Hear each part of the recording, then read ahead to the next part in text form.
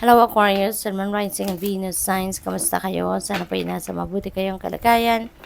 Welcome back po sa Star Tarot. Kung bago kayo rito, welcome din kayo. Thank you for your support.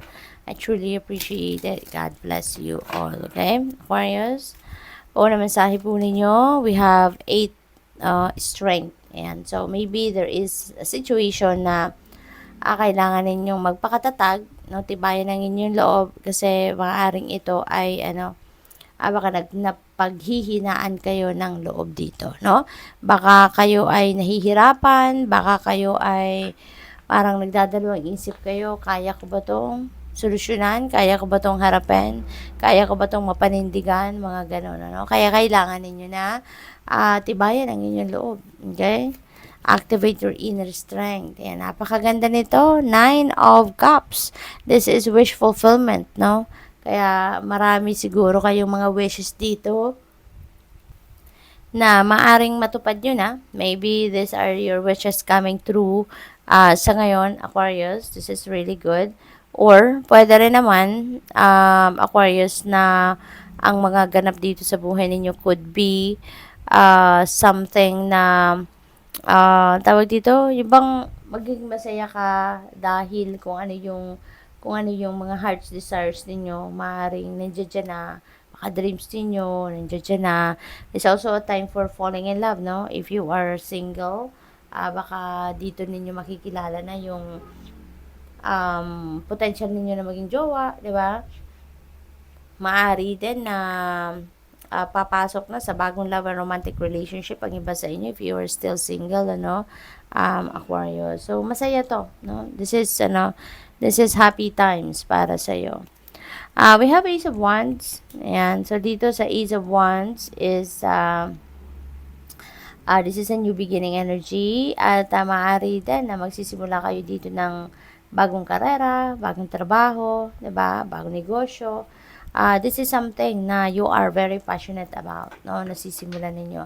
This is something na very, this is something na very,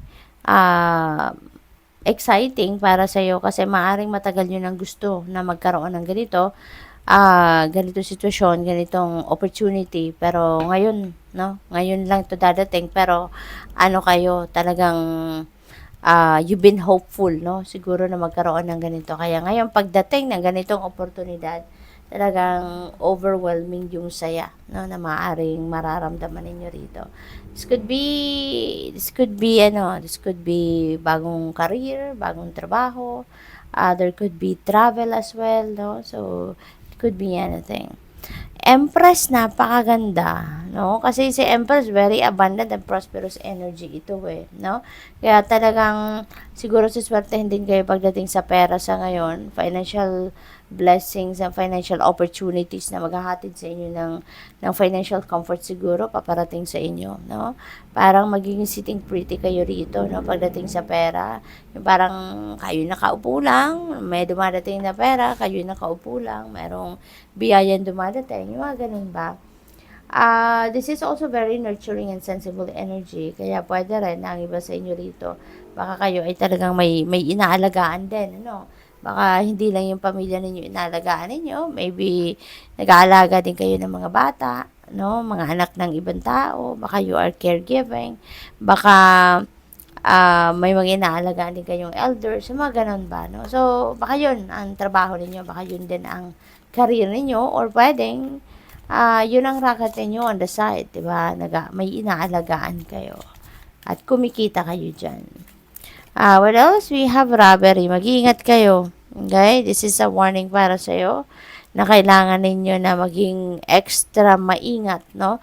Because there could be, low vibe energy sa paligid ninyo na baka nagbabantay lang kung kailan kayo mabudol, kung kailan kayo manakawan, kung kailan kayo maloko, no? Kaya ingat kayo, be vigilant. Compromise, ayan. So this is good kasi you are going to come into a compromise. This is good that you are going to reconcile with someone, with the person na siguro meron kayong hindi pagkakaintindihan, Agreement, Ayan, so magkakaayos siguro talaga dito kayo kasi pwedeng ano to, Aquarius, pwedeng you will be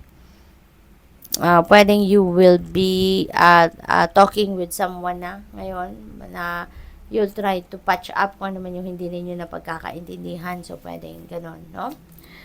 We have evidence, and so siguro naghahanap kayo ng ebidensya, naghahanap kayo ng proof sa ngayon para siguro mapatunayan kung ano man yung kailangan patunayan.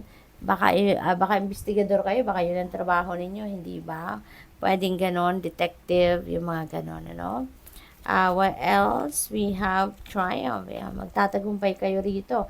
Kung ano man yung pinagtatrabahuan niyo, pinagsisikapan, maybe sa ngayon, ma-accomplish mo na yan, ma-achieve mo na yan, you will be successful, you will be victorious, yung gano'n, no? Kaya good luck sa iyo dyan kasi magiging masayang-masaya kayo sa ngayon dahil you will be claiming your victory finally, 'di ba? Magiging kumbaga magbubunga na, no? Aanihin mo na yung bunga ng inyong pagsisikap. So, good luck. Thank you for watching Love and Light. Namaste.